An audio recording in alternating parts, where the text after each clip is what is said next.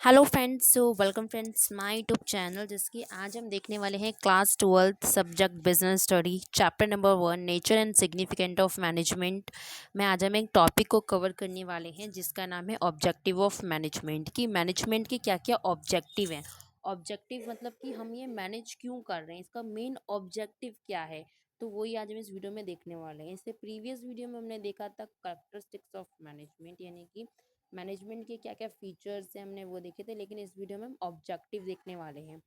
तो विदाउट कोई time waste करके लेट्स डू।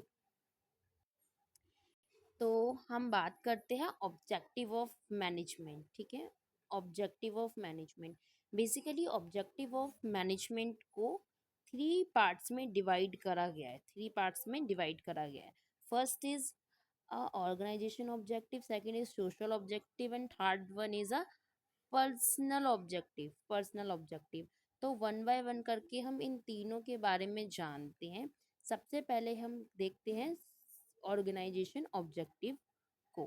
ठीक है, तो ऑर्गेनाइजेशन ऑब्जेक्टिव का मतलब क्या है। जब भी हम कोई बिजनेस को ऑर्गेनाइज्ड कर रहे हैं, खोल रहे हैं, तो उसके हमारे मेन कौन कौन से ऑब्जेक्टिव रहेंगे। First is a survival.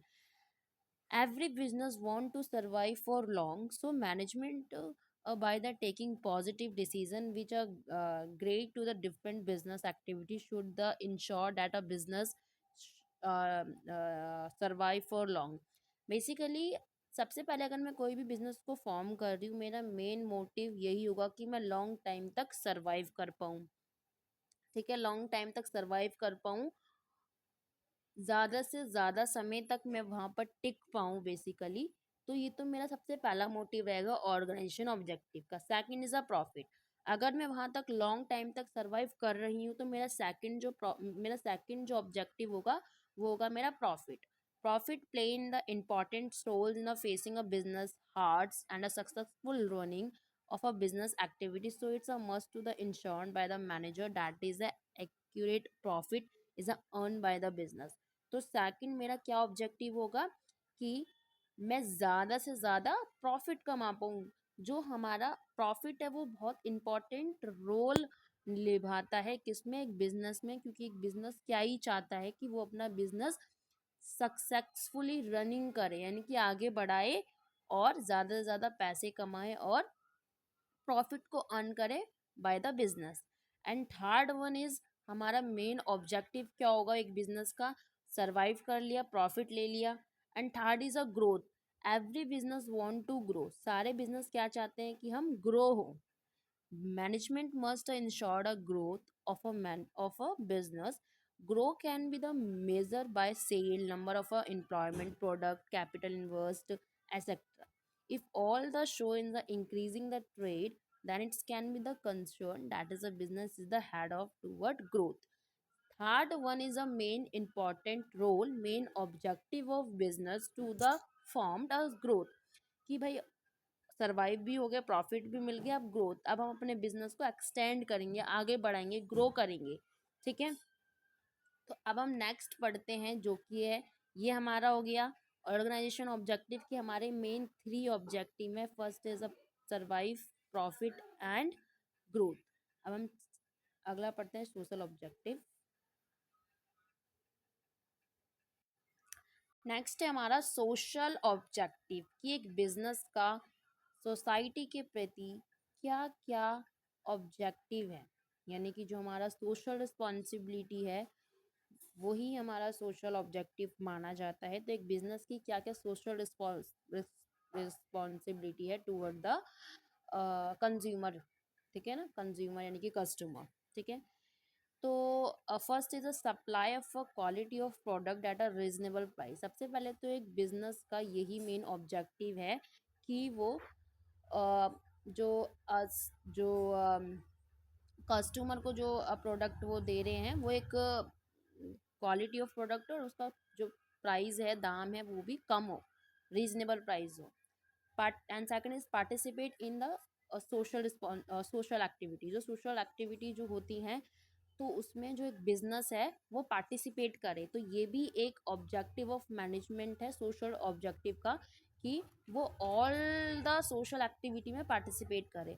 Ethical code of conduct, ethical code of conduct यानी कि जो मैनेजर है, जो बिजनेस का जो ऑनर है, वो कोड ऑफ कंडक्ट को क्या करे, फॉलो करे, ताकि जो बिजनेस है हमारा आगे एक्सपैंड हो पाए।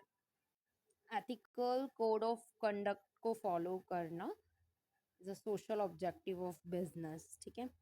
तो that is a 3 main point of a social objective of business. Next is a personal objective. हम देखते हैं पर्सनल ऑब्जेक्टिव क्या क्या है एक बिजनेस की।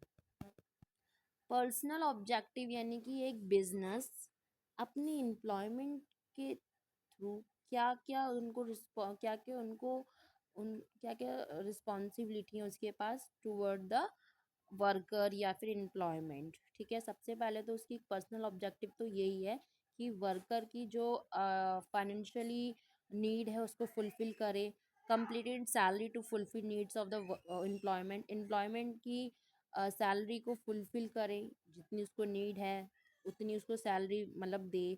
And growth and development of a worker, जो वर्कर जो काम करते हैं उसकी ग्रोथ एंड डेवलपमेंट में भी वो ध्यान रखे, कौन, मैनेजर, जो कि उस बिजनेस का है। हेल्थ वर्किंग कंडीशन, जहाँ पर वर्कर काम कर रहे हैं, एम्प्लॉयमेंट काम कर रहे हैं, वो एक हेल्थ वर्किंग कंडीशन हो, इनकी अच्छी खासी हो, ज़्यादा गंदी वंदी ना हो। रिस्पेक्ट एंड रिकग्नाइजेशन, यानी कि वर्कर को रिस्पेक्ट दें, रेगुलर ट्रेनिंग दें, कॉम्पिटेटिव सैलरी दें, ठीक है। तो ये सब चीज़ क्या है, पर्सनल ऑब्जेक्टिव है एक बिजनेस के मैनेजर को। तो यही कुछ है ऑब्जेक्टिव ऑफ मैनेजमेंट। मैनेजमेंट जो हम कर रहे हैं उसके क्या क्या ऑब्जेक्टिव हैं, ये 3 ऑब्जेक्टिव हैं। Organisation objective, social objective and last one is a personal objective. हमने इसको एक एक करके तीनों अच्छे से देखे। Organisation objective, social objective and personal objective. Personal objective एक मैनेजर जो है वो toward the worker and employment के लिए करता है। Social objective toward the consumer and consumer and customer. And organisation objective वो अपने खुद के लिए करता है, यानी कि अपने बिजनेस को कैसे एक्सटेंड करे, survival, profit and growth. So that is all about in this video objective of management. So I meet you in the next video. I help for you. Please do like my video and subscribe my channel. So I meet you in the next video. तब तक के लिए take care.